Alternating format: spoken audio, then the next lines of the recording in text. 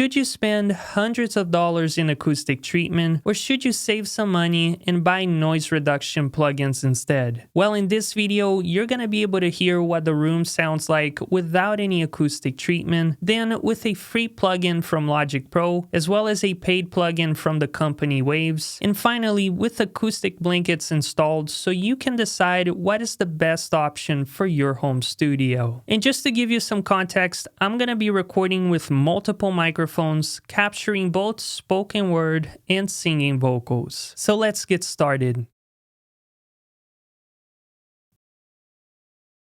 You're listening to a condenser microphone, and this is how it sounds in a completely untreated room.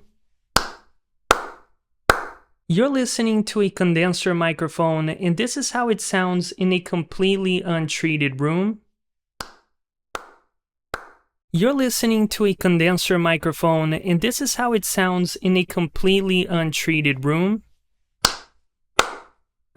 And this is how it sounds with the acoustic blankets installed. Before,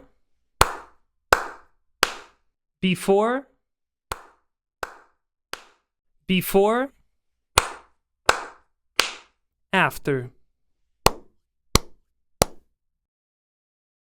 And now you're listening to a dynamic microphone, and this is how it sounds in a completely untreated room. And now you're listening to a dynamic microphone, and this is how it sounds in a completely untreated room. And now you're listening to a dynamic microphone, and this is how it sounds in a completely untreated room. And this is how it sounds with the acoustic blankets installed. Before,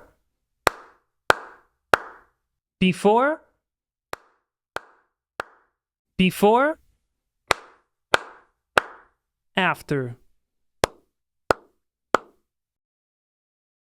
Meet me on the floor tonight. Meet me on the floor tonight. Meet me on the floor tonight. Meet me on the floor tonight.